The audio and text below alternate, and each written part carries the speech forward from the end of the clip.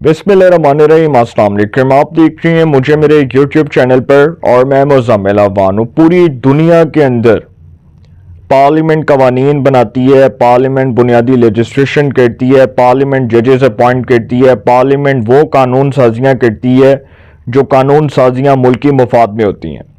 लेकिन पाकिस्तान बदकिस्मती से अब तक ऐसा मुल्क था जिसके कवानीन, बिलखसूस पार्लियामेंट के बनाए हुए कवानीन को कुछ नाम नहाद जुडिशरी के जो हमारे हीरे थे वो उठाकर सेटिसाइड कर देते थे।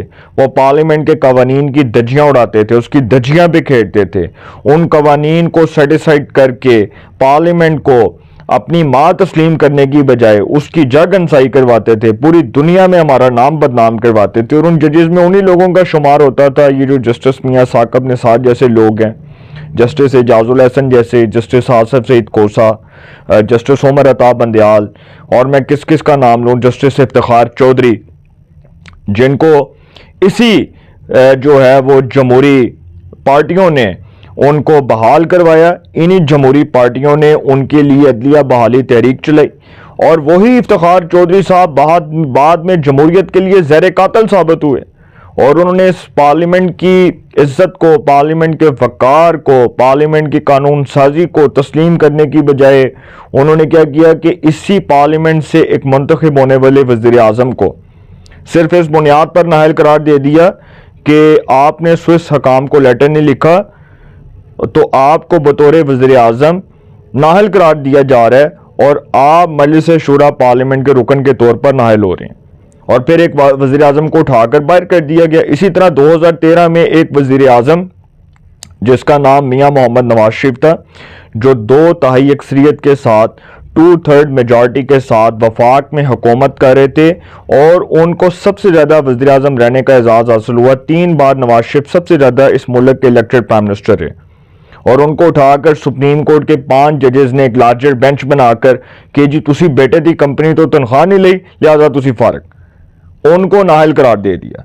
तो सर ये जो पार्लियामेंट का जो तमाशा बनाया जाता था, जो पार्लियामेंट की जमहूरी रवायात को, जमहूरी इक़दार को और पार्लियामेंट के तसलसल को किस तरह से उसको साजिश के ज़रिए उसको रोकने की कोशिशें होती थीं और फिर उसमें रोड़े अटकाए जाते थे। और फिर यही पार्लियामेंट जब नवाज शरीफ को नाअहल करार दिया गया तो इसी पार्लियामेंट ने कानून साजी की कि जिसको सुप्रीम कोर्ट ने नाअहल किया है वो शख्स पार्टी सरबराह बन सकता है। उसी कानून साजी को, उसी 2/3 वाली असेंबली की कानून साजी को मियाँ साकब निसार और उसके नाम नहाद पॉलिटिकल ज़दा जजेस ने उठाकर सेटिसाइड कर दिया, उसको कलअदम करार दे दिया।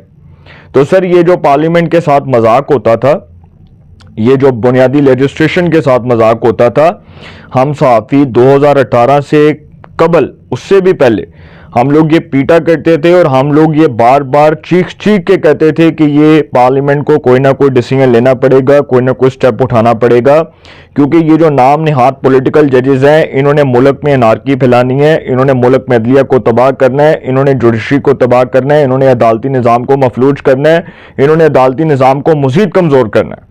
तो जब हम ये बातें किया करते थे तो उस वक्त वो तहरीक इंसाफ के हमायत याफ्ता जो सहाफ़ी हैं वो हमारी इन्हीं बातों का मजाक उड़ाया करते थे। तो जब वो कानून साजियाँ खुद कर रहे थे, जब उन्होंने इसी पार्लियामेंट से जनरल बाजवा को एक्सटेंशन दी तब वो हलाल हो गई। अब जब मौजूदा हुकूमत ने सर्विसेज चीफ्स की मुद्दत मुलाजमत में जो है वो एक मुद्दत मुलाजमत जो उनका टेन्योर है उसके हवाले से कानून साजी की, तो तब ये कानून साजी हराम हो गई तहरीक इंसाफ की नज़र में।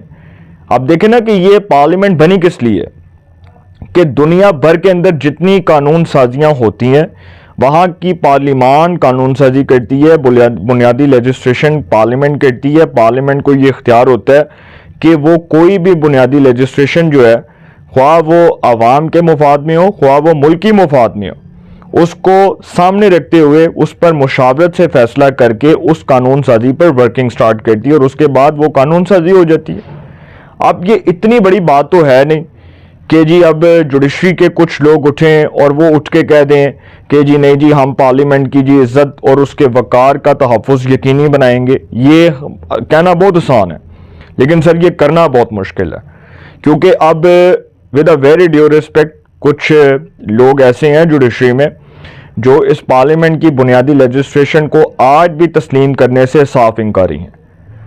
और जब मुझे खबर पता चली तो मुझे बड़ा अफसोस हुआ कि इस मुल्क में एक तो पहली बात कि खुशी की बात यह कि फेडरल कॉन्स्टिट्यूशनल कोड बन गई। दुनिया के 77 ममालिक के अंदर फेडरल कॉन्स्टिट्यूशनल कोड बनी। पाकिस्तान जो है वो 78वां 78 पाकिस्तान कंट्री है जिसके अंदर फेडरल कॉन्स्टिट्यूशनल कोड बनी। और फिर हम फेडरल कॉन्स्टिट्यूशनल कोड के जजेस का मजाक उड़ा रहे हैं। कौन से लोग? वही चहीते हमारे तहरीक इंसाफ के साथी दोस्त, वही तहरीक इंसाफ के वोटर्स सपोर्टर्स जो कह रहे हैं कि जी ये फेडरल कॉन्स्टिट्यूशनल कोड को तो कोई तस्लीम ही नहीं करेगा। भाई क्यों नहीं करेगा? Who are you? आप ये कैसे कह सकते हैं? ये फेडरल कॉन्स्टिट्यूशनल कोड इस पार्लियामेंट ने बुनियादी लेजिस्लेशन के तहत बनाई है।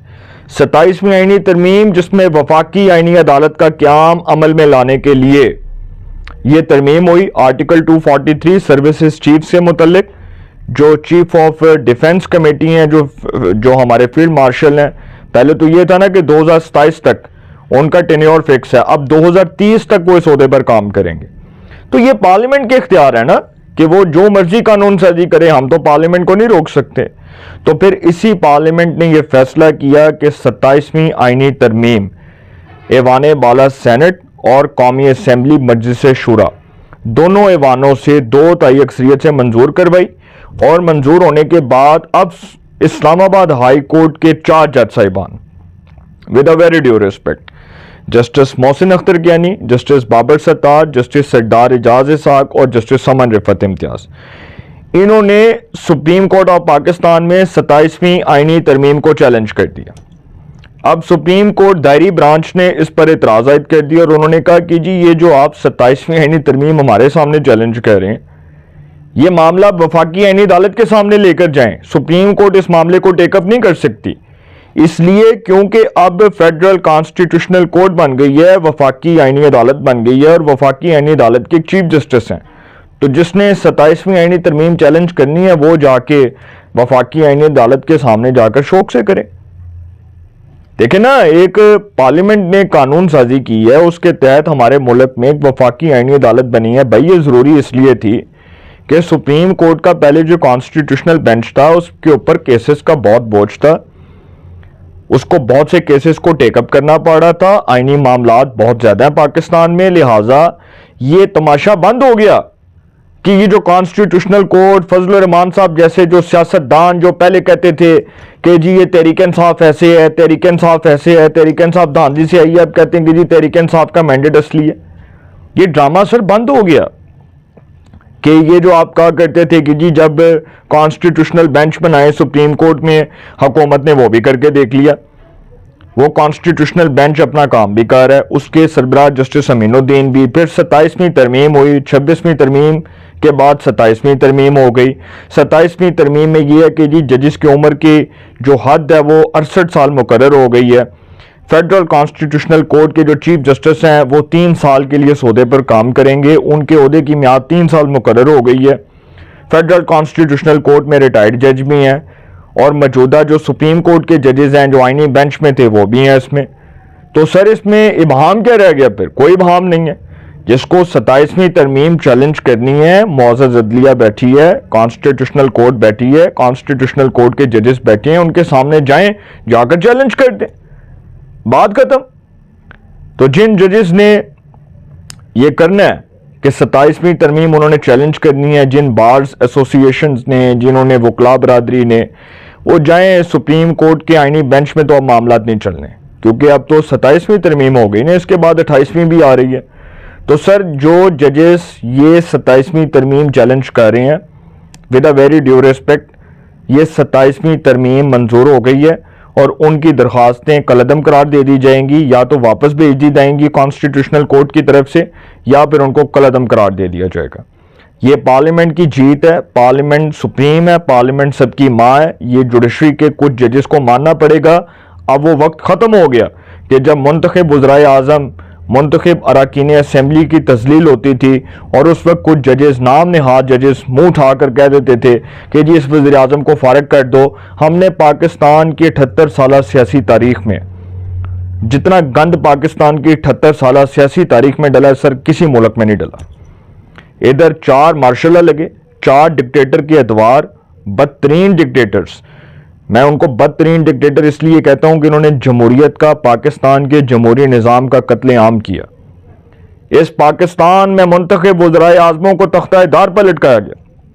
शहीद जुल्फ़िकार अली भुट्टो को फांसी के फंदे पर लटकाया। नवाज शरीफ की हुकूमत को जबरी तौर पर ख़त्म किया। जो एक डिक्टेटर था, सफाक डिक्टेटर परवेज़ मुशर्रफ, उसने नवाज शरीफ की हुकूमत को ख़त्म किया। मोहतरमा शहीद बेनज़ीर भुट्टो की हुकूमत को 58(2)B के तहत बरतरफ कर दिया सदर गुलाम इसाक़ खान ने। नवाज शरीफ साहब को 2013 में पैनामा का झूठा और जाली केस बनाकर नाअहल करार दिलवा दिया।